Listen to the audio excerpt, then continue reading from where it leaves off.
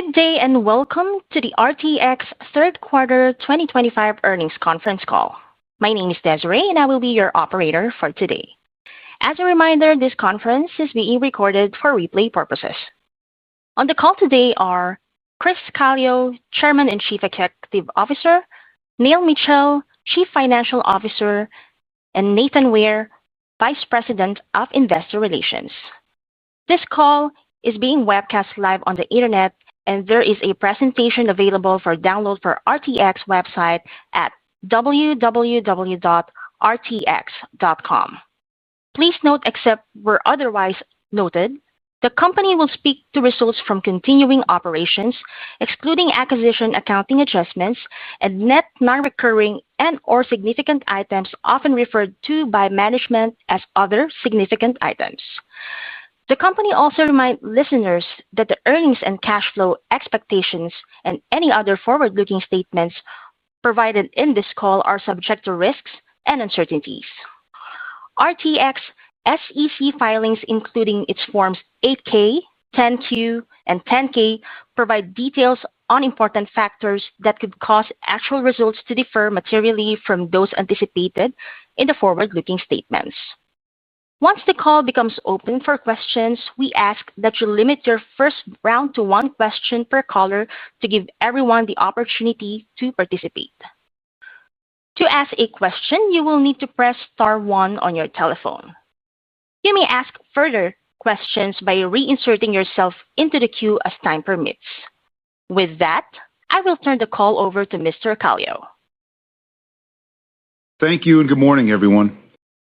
We delivered a very strong quarter of results in Q3, which reflects our intense focus on execution, the broad utilization of our core operating system, and the durable demand for our products.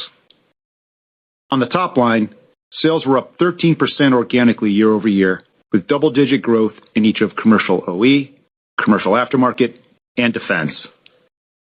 Adjusted segment operating profit was up 19% year-over-year, with growth and margin expansion across all three segments.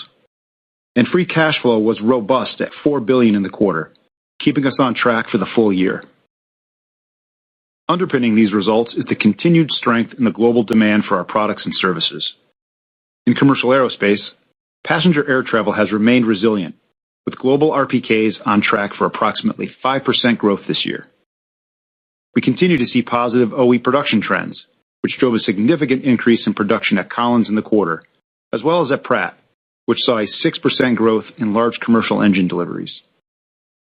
Commercial aftermarket also remained strong, supported by our large and growing installed base, including over $100 billion of out-of-warranty content at Collins and heavier shop visit content across our MRO activities. Aircraft retirements have remained low, with only 1.5% of the V2500 fleet retired so far this year. And Pratt Canada, with nearly 70,000 engines in service, has seen over 15% growth year-to-date in commercial aftermarket. On the defense side, we continue to be exceptionally well-positioned to meet the growing needs of our U.S. and international customers, in particular with respect to munitions and integrated air and missile defense, both core capabilities of our company.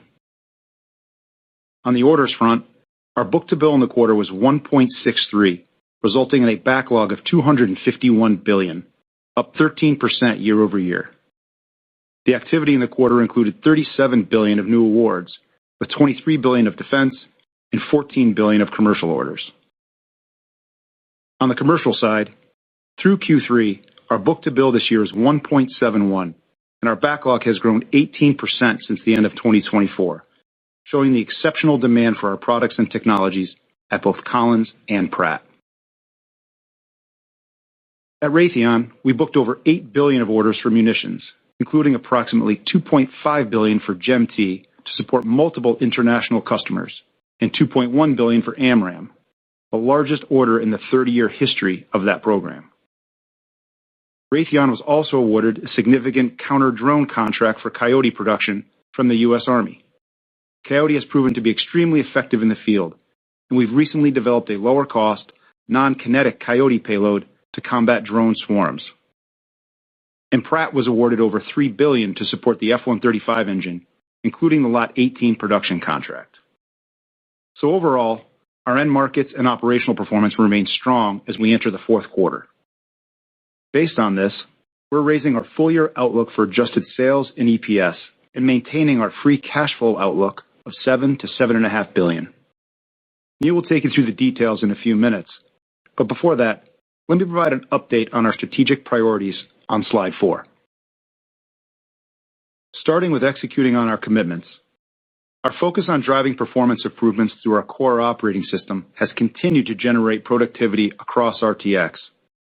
Through Q3, we have delivered 10% organic sales growth this year while keeping headcount flat across the organization.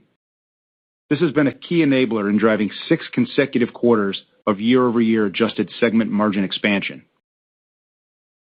With respect to the GTF fleet management plan, our financial and technical outlook remains on track. PW1100 MRO output was up 9% in the quarter and is up 21% year-to-date. We continue to work with our supply chain partners to increase the flow of critical value stream material to ramp MRO output. In Q3, we saw another quarter of solid progress with growth in isothermal forgings up 16% and structural castings up 29% year-over-year. Exiting the third quarter, this material flow has supported a record high number of PW1100 Gate 3 starts, which is where we reassemble engines during a shop visit, putting Pratt in a position to deliver about 30% MRO output growth for the year. And across the company, we continue to focus on increasing critical manufacturing capacity to support growth, including investing over $600 million this year in expansion projects. For example, Raytheon is on track to invest $300 million in capacity expansion to deliver the growing backlog. This includes the Redstone Missile Integration Facility in Huntsville, Alabama, which will increase site capacity by 50% and support the growing demand for our naval programs, including the Standard Missile franchise.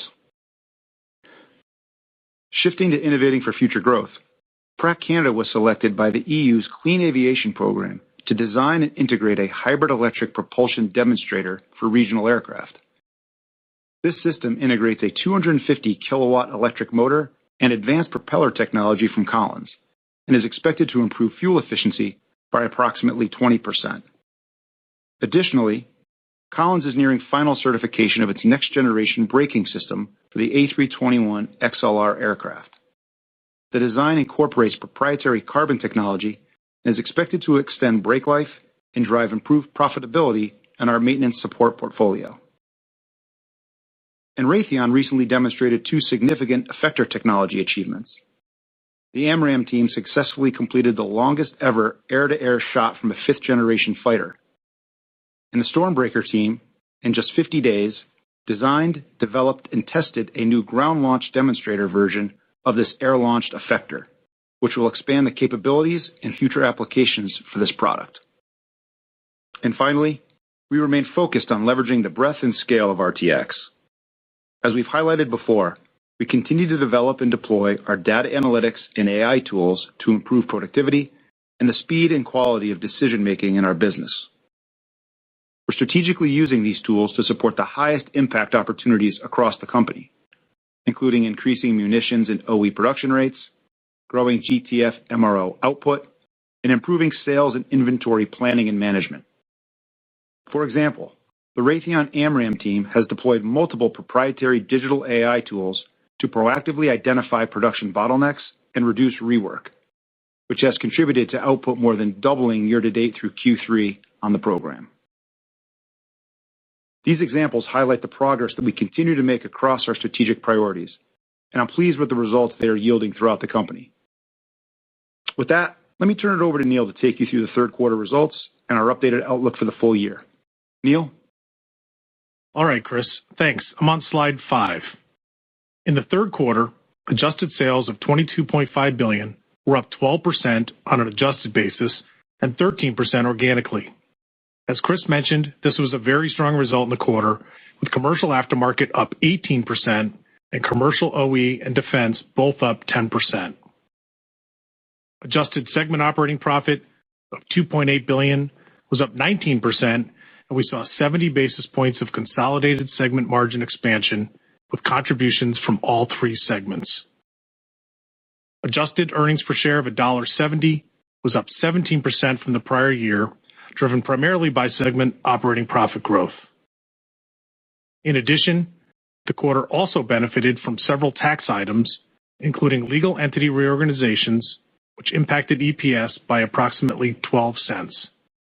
These items more than offset a 4-cent headwind from the recently enacted tax legislation. On a GAAP basis, EPS from continuing operations was $1.41 and included 29 cents of acquisition accounting adjustments.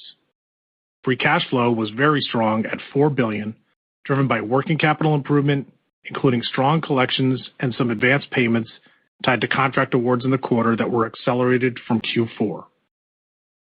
Cash flow for the quarter also included approximately $275 million for powdered metal-related compensation and $220 million of tariff-related impacts. With respect to capital allocation, we returned over $900 million to shareowners through dividends in the quarter, and with our focus on further strengthening our balance sheet, we paid down $2.9 billion of debt in the quarter. And finally, during the quarter, we completed the sale of the actuation business, and earlier this month, we also completed the sale of Collins Simmons Precision Products business for $765 million. Okay, turning to slide 6, let me provide a few details on our updated outlook for the full year. As you've seen with our third quarter results, execution and momentum across all three segments continues to be strong. Given this operating performance, along with the strength of our end markets, we are updating our outlook for the full year. On the top line, we are raising our full-year adjusted sales outlook to a range of $86.5 billion to $87 billion, up from our prior range of $84.75 billion to $85.5 billion. This now translates to between 8% and 9% organic sales growth for the year, up from our prior range of 6% to 7%.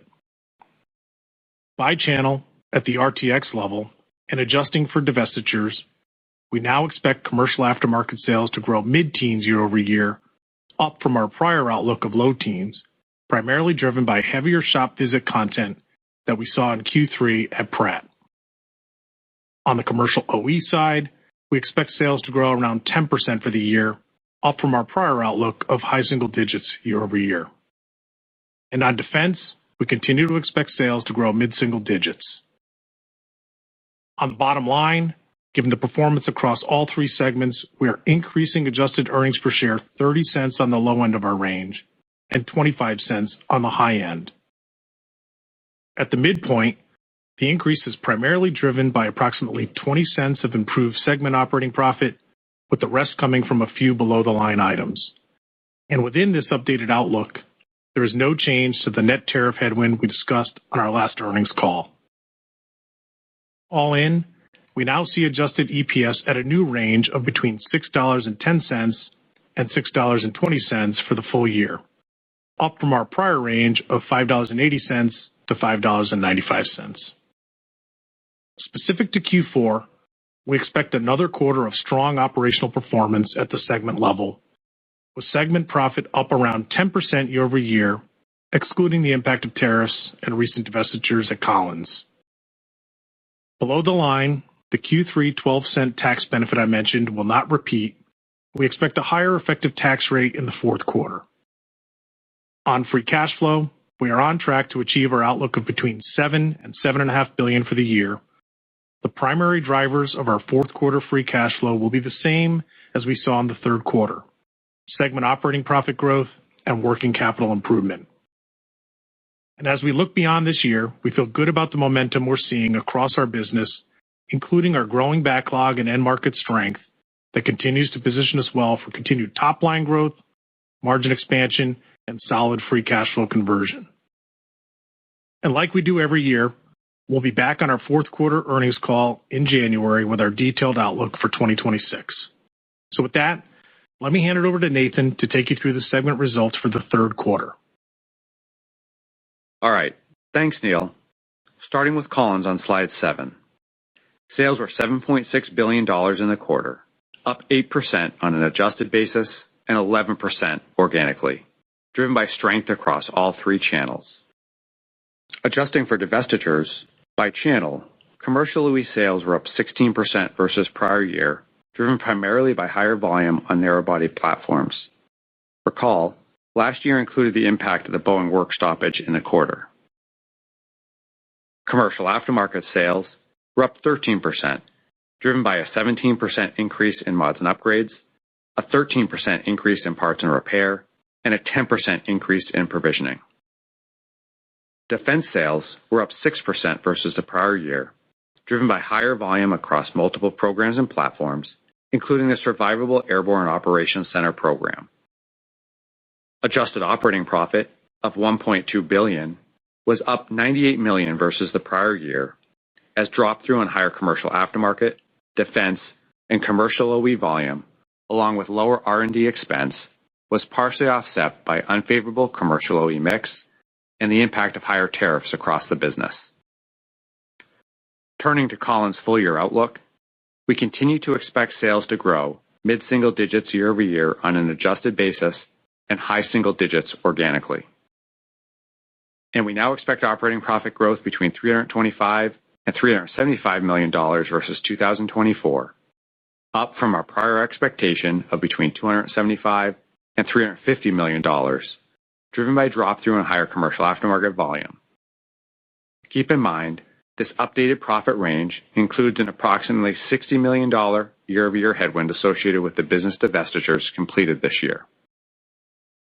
Shifting to Pratt & Whitney on slide 8, sales of $8.4 billion were up 16% on both an adjusted and organic basis, driven by strength across all channels. Commercial OE sales were up 5%, driven by increased volume in large commercial engines and favorable mix in Pratt Canada. Commercial aftermarket sales were up 23%, driven by higher volume in both large commercial engines and Pratt Canada. In military engines, sales were up 15% in the quarter, driven primarily by the F-135 program, including higher volume associated with the Lot 18 contract award. Adjusted operating profit of $751 million was up $154 million versus the prior year, driven by drop-through on higher commercial aftermarket and military volume. This growth more than offset increased large commercial OE deliveries, higher SG&A expense, and the impact of higher tariffs across the business. Turning to Pratt's full-year outlook, we now expect sales to grow low to mid-teens on an adjusted and organic basis, an increase from our prior range of up low double digits, driven by strength in commercial aftermarket and favorable commercial OE mix. And we now expect operating profit growth between $350 and $400 million versus 2024, up from our prior expectation of between $200 and $275 million, driven by drop-through on higher commercial aftermarket volume and favorable commercial OE mix. Now turning to Raytheon on slide 9, sales of $7 billion in the quarter were up 10% on both an adjusted and organic basis, driven by higher volume on land and air defense systems, including International Patriot, and higher volume on naval programs, including multiple classified programs, SM-6, and the Evolved Sea Sparrow missile. Adjusted operating profit of $859 million was up $198 million versus the prior year, driven by favorable program mix, including International Patriot, improved net productivity, and higher volume. Net productivity improved $57 million year-over-year. Recall, Q3 of last year included an unfavorable impact of $53 million related to a classified program. Bookings in the quarter were $15.9 billion, resulting in a book-to-bill of 2.27 and a record backlog of $72 billion. International backlog represented 44% of Raytheon's total at the end of the quarter and was up 18% on a dollar basis year-over-year. Other key awards in the quarter included $1.5 billion for LTAMDS production and over $500 million for Stinger production. These awards will support both domestic and international customers. And on a rolling 12-month basis, Raytheon's book-to-bill is 1.43. Turning to Raytheon's full-year outlook, we continue to expect sales to grow low single digits year-over-year on an adjusted basis and mid-single digits organically.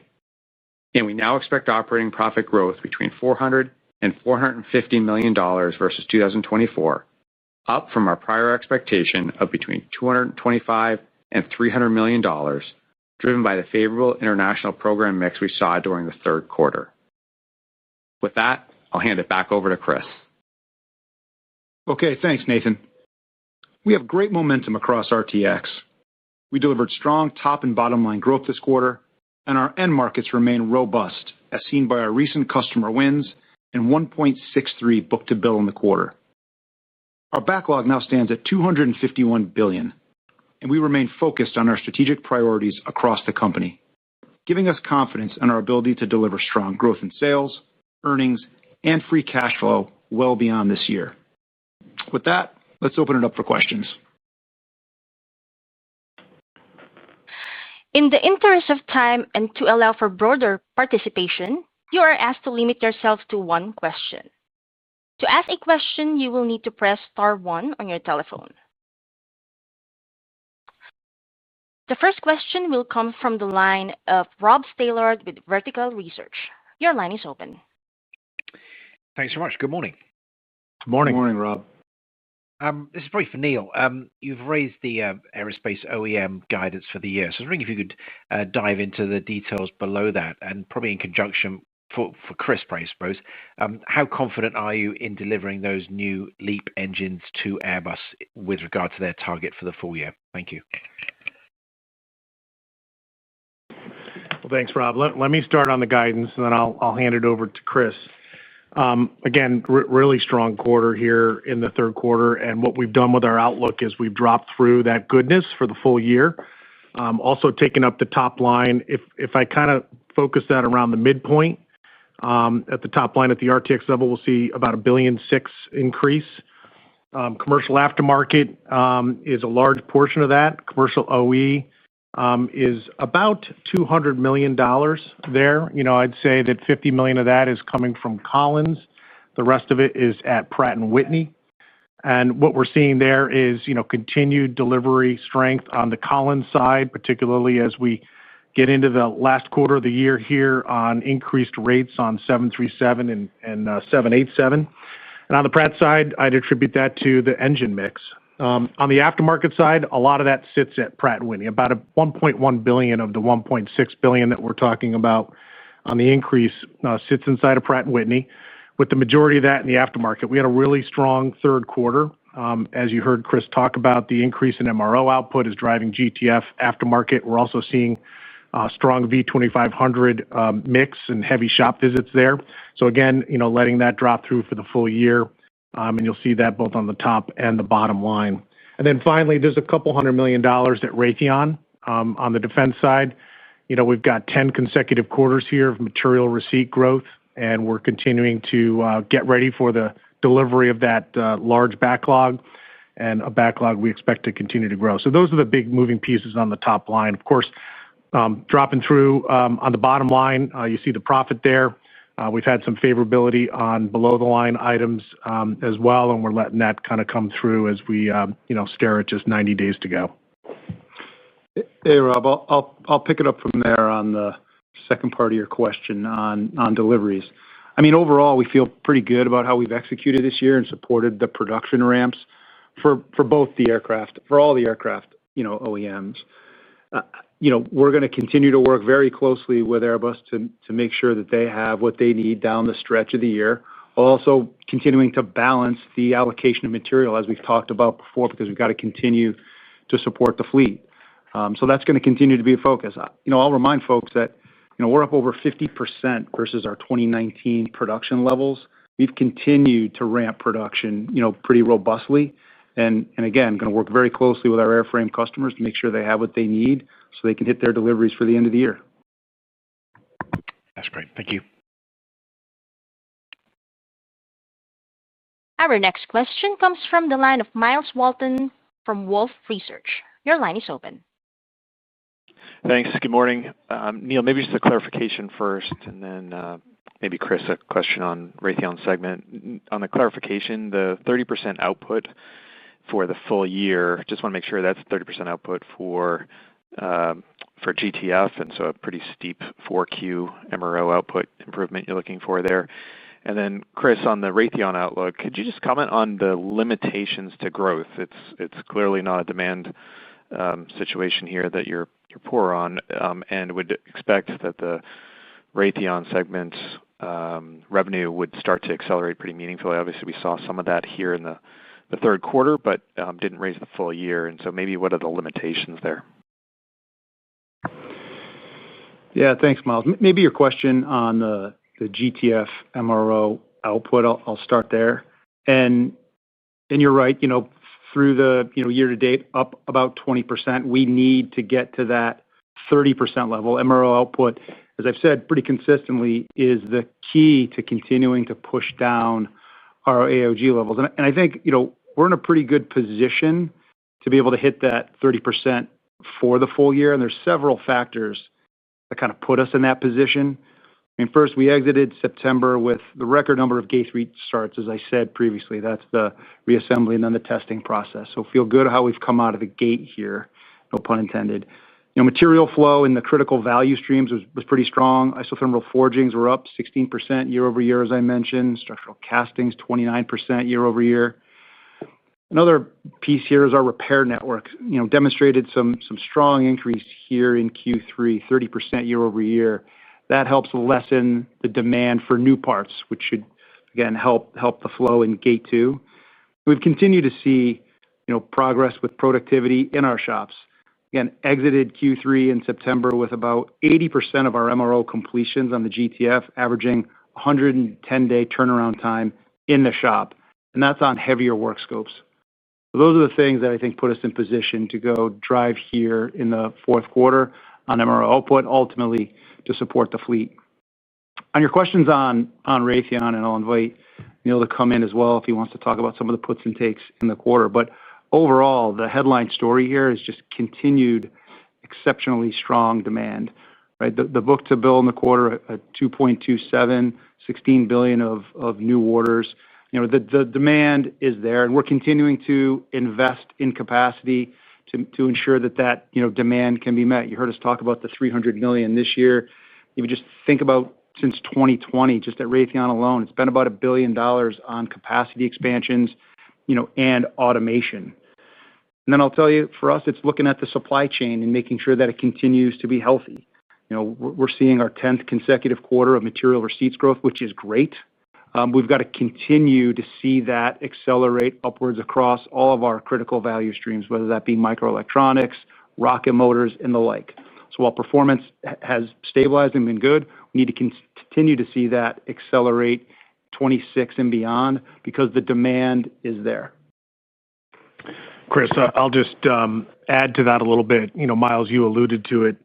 The third quarter is seeing a very substantial 10% organic growth at Raytheon. If you look under the covers there, just a couple, kind of anecdotes. Our naval power business is in line with that level of growth, but our land and air defense systems business is significantly higher than that. So that growth that you're talking about, we're seeing come through in that side of the business in particular as it relates to Patriot and GEM-T output. So, the business is very diverse, as you know, and when you look at it at the Raytheon level, I still think we're going to see very strong aggregate organic growth going forward, but certainly within the areas of munitions and air defense systems, we're seeing growth that's well above what we're reporting at the Raytheon level.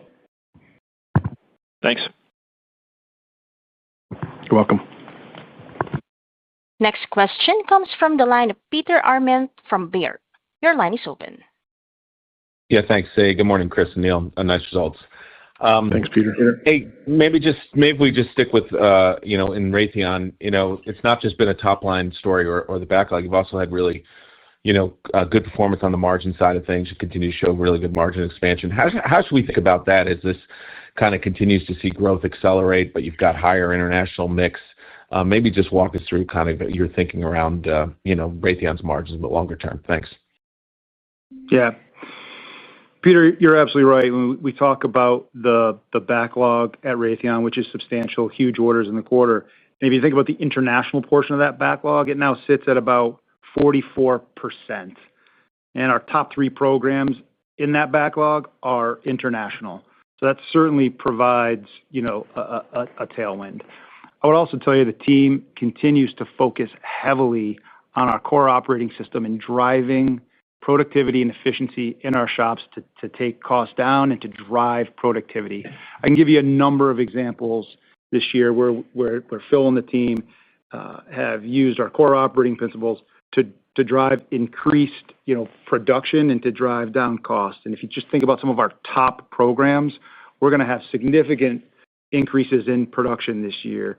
Just think AMRAAM, you think GEM-T, Coyote, significant production ramps, again, enabled by more efficiency in our shops, which, again, drives down cost and provides some margin tailwind. Peter, I'll add that, during the third quarter, really pleased to see positive productivity on top of significant year-over-year productivity. Obviously, we had a one-time item last year, but year to date, it's about $75 million or so of productivity improvement. That's on top of $160 million last year. So the business is getting back to its formula of driving efficiencies and driving productivity, and clearly the growing backlog creates more opportunities for us to do that. So now those are, significant items here in the quarter. The mix was heavily international focused, particularly on the Patriot deliveries, but we'll see that change a little bit in the fourth quarter. But long term, as Chris said, the mix of the backlog supports an expanding margin, and we're happy to see the productivity continuing to develop in the business. The only thing I would add to that, Peter, just to build on Neil's comment, is it's not only the mix of international and domestic, it's the mix in terms of the products that you're seeing in there. In terms of the $16 billion in orders this particular quarter, $8 billion in effectors. Those are things directly in the core capabilities of Raytheon, where we've got mature processes, where we've been able to historically yield productivity. So another piece of good news on that front. Appreciate the call. Thanks, guys. You're welcome. Next question comes from the line of Scott Deuschle with Deutsche Bank. Your line is open. Hey, good morning. Morning, Scott. Hey, Scott. Neil, looks like Pratt commercial OE revenue was up 5% on 6% higher shipments. So was the GTF spare engine ratio down year over year this quarter, or are these spare engines just being heavily discounted for the customers that are impacted by the powder metal issue? Just trying to understand. Yeah, I wouldn't say, thanks, Scott, for the question. I would not say that our spare engines are being heavily discounted, as you all know, and as Chris has talked about, earlier today. We're balancing the output of, installs, spares, and material to the MRO network, and we're doing the same thing here in the third quarter. I would not say there's any major difference in the level of mix between OE and spares that we saw in the quarter. And, as we've talked about in the past, we expect that to continue. There's a lot of demand for all of these engines, whether they're going to Airbus, whether they're going directly to an airline customer, or material heading into MRO network. So nothing unique there in the quarter. And as we look at the fourth quarter, we do expect continued OE step up there. On a year-over-year basis, there'll be a little bit more headwind from that higher negative engine margin in the fourth quarter. But again, still expect reasonable balance of spares and the typical fourth quarter aftermarket performance from Pratt. Great, thank you. You're welcome. Next question comes from the line of Kristine Liwag from Morgan Stanley. Your line is open. Hey, good morning, everyone. Maybe touching base on the Boeing 737 MAX and 787. Can you level set us regarding the run rate you're currently producing and how we should think about incremental margins on these programs as volumes continue to ramp up? And ultimately, how does that expectation relate to your overall Collins margins expectations? Yeah, thanks, Christine. As it relates to Boeing ramp, first of all, really pleased to see, the approval on ability to go to a higher rate on 737. I would say we are, at this point, aligned with Boeing on the rates that they're at now and where they want to go across, Collins. And again, as we've said before, Collins has delivered at a higher rate in the past, so we've got, the capacity to support the volume ramp. And so feel good as this continues to go to higher rates that we're going to be prepared to support Boeing in their effort to do that. again, like everything else, it's going to come down to the continued health of the supply chain. We've been, very, very transparent with kind of where we are with the supply chain and what we need. That's continued to bear fruit and feel like we're in a good position to continue to support Boeing as they move forward. And if I just pick up there, obviously when we set the outlook at the beginning of the year, we had a set of assumptions and we were delivering to that. There was a little bit of, inventory in the channel. Say now that we're almost, we're more than 3/4 of the way through the year, a lot of that is behind us. And so, we're pretty synchronized with Boeing and their delivery schedule. Obviously, the mix of higher 787, as you all know, on the Collins side, comes with some, margin challenges. But, longer term, as Chris alluded to here, these rates are increasing back to levels that, we've capacitized for. We'll get better absorption. And that will contribute to the continuation of margin expansion in the Collins business as it relates to the OE business. And of course, as you get more and more of these new aircraft out there, along with that comes provisioning and the aftermarket that, goes along with all of that. So I think it's right on track. And, of course, we'll be back January with a little bit more precise outlook for next year. But, we see growth ahead on the Collins front. Great. Thank you. Next question comes from the line of Gautam Khanna from TD Cowen. Your line is open. Yeah, thanks. Good morning, guys. Hey, Gautam. Yeah. Was wondering if you could just update us on your expectations through 26 on the GTF compensation payments. Has there been any change to the timing of when we get down to a much lower level of AOGs and the like? And is the provision still adequate? Thanks, Gautam. I'll take that one. Today we sit here and the financial outlook remains consistent with the outlook that we've had for now a couple of years. The team continues to be disciplined with, our compensation payments to our customers. I'd say we're right on track with where we expected to be this year. We have some more to go, a little bit heavier fourth quarter payments. That was all planned and contemplated in our outlook. We said between $1.1 and $1.3 billion for the year. And so the residual falls into next year. I'd say right now, no change to that outlook. It seems on track. Thank you. You're welcome. Next question comes from the line of Ron Epstein with Bank of America. Your line is open. Hey, yeah, good morning, guys. Can you speak a little bit to the margins in Collins? It seems like the incremental margins might have been a little bit weaker than what we were thinking. Is that tariff related or how should we think about that? Hey, Ron, good morning. Yeah, definitely tariff related. During the quarter, Collins saw about $90 million of headwind from year-over-year tariffs.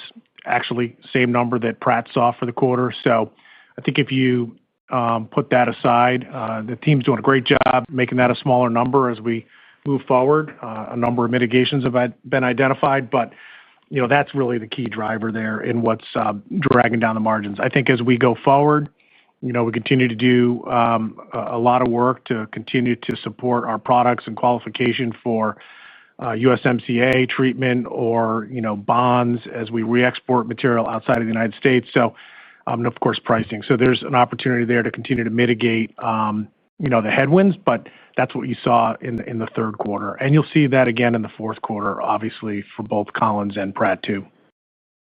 Gotcha. Thank you very much. Yeah, you're welcome. Next question comes from the line of Sheila Kahyaoglu with Jefferies. Your line is open. Good morning, guys, and thank you for the time. Maybe if I could go back to Pratt, and if we could just talk about the moving pieces for the top line and also the bottom line, just on commercial. You raised commercial OE revenue guidance by $150 at Pratt, pointing to mix. How do we think about, is that just the GTF Advantage coming in, so higher revenues per engine and the spares mix?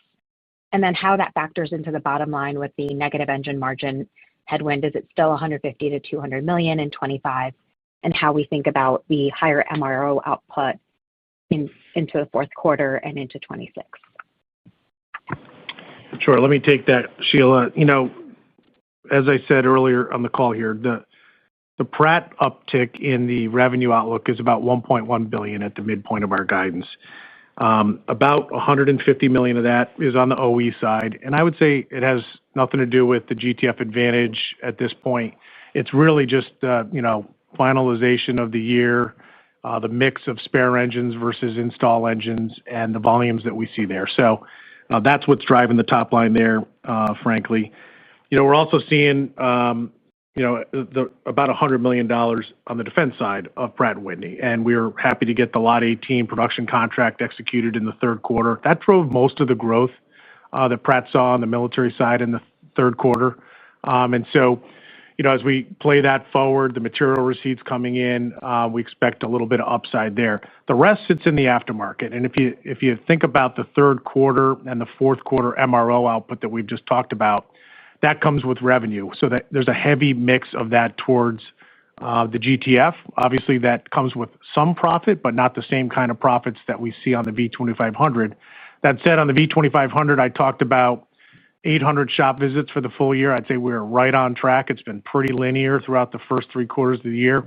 So expect another quarter of about the same level of volume on the V2500. Those shop visits are getting a little bit heavier. And so that's what you're seeing in the top line. And of course, that's dropping to the bottom line. As it relates to full year negative engine margin, no change to the outlook from the beginning of the year. Still within that 150 to 200 year-over-year headwind. I expect it's going to land somewhere in the middle of that at the end of the year. Great. Thank you. You're welcome. Next question comes from the line of Seth Seifman with JP Morgan. Your line is open. Hey, good morning. Wanted to ask you just quick clarification and question, just following up on Sheila's question. At Pratt and GTF, given negative engine margin outlook still the same, are we still thinking about 14% growth in GTF deliveries for the year, and which implies a very, very strong Q4? And then as a question, I guess, as we think about where the company is going to exit this year, balance sheet should be getting into better shape. How do you think about capital deployment as we go forward, and maybe balancing the ability to start returning some cash along with maybe some of the investment requirements that might be ahead, especially on the defense side? Yep, thanks. Appreciate the question there. As it relates to, the first question was on GTF engines. As it relates to that, when we started the year, I had talked about growth that was similar to last year. Didn't put an exact number on it. As I sit here today, I think we're going to end up in the single-digit growth rate. So think about 8 to 10% kind of range. So that you could do the math on the fourth quarter there. Broader thinking about capital return, we were really pleased with the level of debt pay down that we've made year to date. As you all know, we did some buyback a number of years ago. We took some debt out. We've been repaying that over the last couple of years. Continue to do that as we move into next year and get back to the levels that we enjoyed of debt before executing that transaction. I think as we step back, we're prioritizing the dividend as we always have, and we expect that to continue to grow with earnings over the next couple of years. And then making sure that we're making the right investments in the business for the future, research and development, capital. We've got a healthy level of CapEx invested, expected this year, $2.5 to $2.7 billion. Similar amounts of company-funded R&D throughout the business this year, and I expect that to continue as we look forward. Chris? Yeah, no, just to emphasize something that Neil said there, which he's spot on, and that's, as the need for investment in defense potentially continues to grow, those are things that historically we've been able to do in addition to our capital, deployment and allocation strategy. If you just look at our average investment, it's about $1.5 billion a year, company-funded investment in defense, capacity, automation, R&D. So we've been able to continue to invest where the business cases make sense. And for us, Seth, it's really a conversation with the government around long-term demand signal. How do we build a business case around investing when we can have visibility into the long-term demand? When we've seen it and when we feel good about it, we've invested. But again, I think In terms of the capital deployment strategy, it's an and, not an or. We can do both. Great. Very helpful. Thanks. Next question comes from the line of Scott Mikus from Melius Research. Your line is open. Morning, Chris and Neil. Scott, Good morning. Chris, you mentioned V2500 retirements have been low, and that's a trend we've seen coming out of COVID. We're kind of at a point where ASKs, at least domestic ASKs, are growing below the pre-COVID trend. Next year, Boeing and Airbus will probably deliver 1,300 narrow bodies, and we'll have potentially hundreds of GTF-powered aircraft returning to service. So when you think about V2500 shop visit visibility in the next year, are you requiring customers to put down deposits to reserve shop visits just to make them a little bit more sticky? Yeah, thanks for the question, Scott. So look, and Neil said this up front, the demand for the V2500 continues to be strong, and that's, separate and apart from what you just mentioned. And that's because, frankly, what's the dynamic of what's going on in the fleet, obviously, so people need to continue to use their Vs, but it's also the characteristics of that fleet. It's still a relatively young fleet. Average age is 15 years. 15% haven't seen a first shop visit. 40% haven't seen a second shop visit. So there is just natural, significant aftermarket runway ahead on that program. Customers, love the application, and so we feel good about the demand on this going forward. Frankly, above where we thought it would be a year, 2 years ago. It continues to have runway. All right, thank you. Next question comes from the line of Doug Harned with Bernstein. Your line is open. Good morning. Thank you. Hey, Doug. On Raytheon, you talked some about margins before. And, this quarter, you got over that 12% level that I know you've been looking at for some time. And when you talk about the opportunities here, higher volumes, more international, more mature fixed price work, are you kind of where you want to be already, or can we see more upside from here on margins, as you go forward over the next few years? Because it does set up well. Yeah. Doug, we're really pleased, again, with where, Raytheon is. I mentioned before, demand is the big headline. And if you think about the composition of that backlog, the growing piece that's, international at 44%, that's up from a year ago. So feel really good about the mix and the tailwind that it can provide. I'll also, remind folks that when you think about the $50 billion in reconciliation for munitions replenishment and Golden Dome for America, those things are not in our backlog today. So those are potentially, additive to the backlog. Again, Doug, we're going to need to continue to see supply chain health to get to these levels. As you know, it's a very interconnected supply chain within defense. So if you want to raise, production on a number of programs, you've got to make sure that you're deconflicting, again, some of those suppliers, making sure we're bringing new suppliers, to bear to be able to meet the ramp here. That's going to be the critical piece here in our ability to convert this into upside. It's not going to be the demand, and it's not going to be the composition of the backlog. It's, are we going to get the supply chain in a healthy enough place to be able to deliver at these higher rates? And I will tell you that that's been a focus area of ours.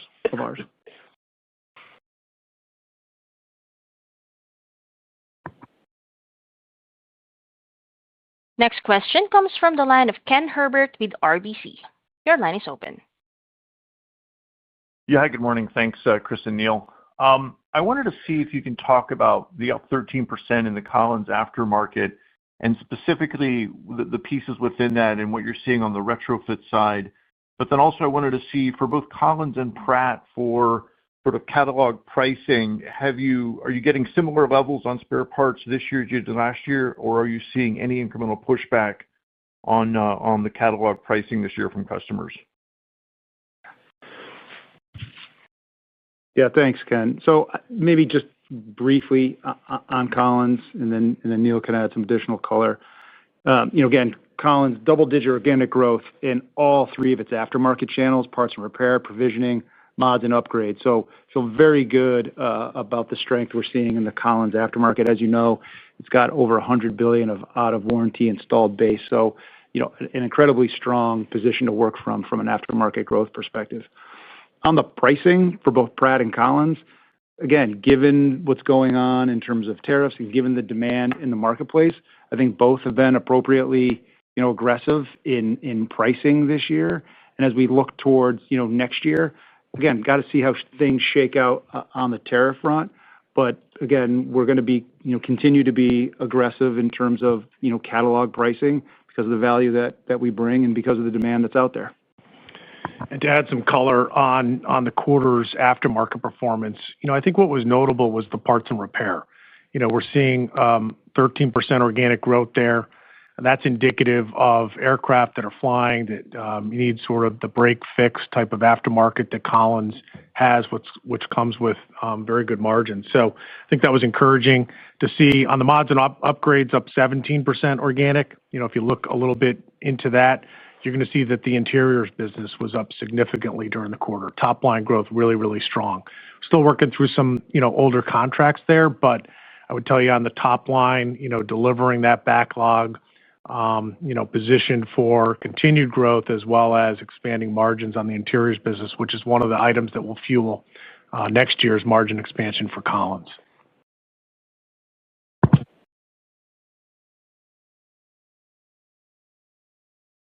And our last question comes from the line of Gavin Parsons with UBS. Your line is open. Thank you. Morning. Morning. Hey, Gavin.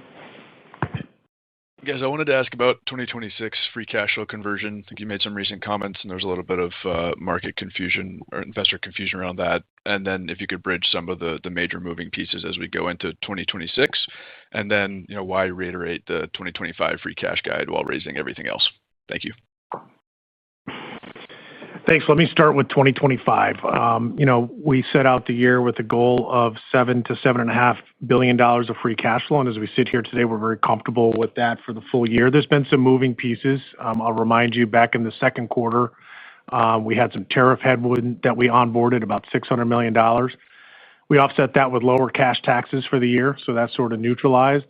And as you kind of roll forward to where we sit today, obviously we're getting stronger operating profit.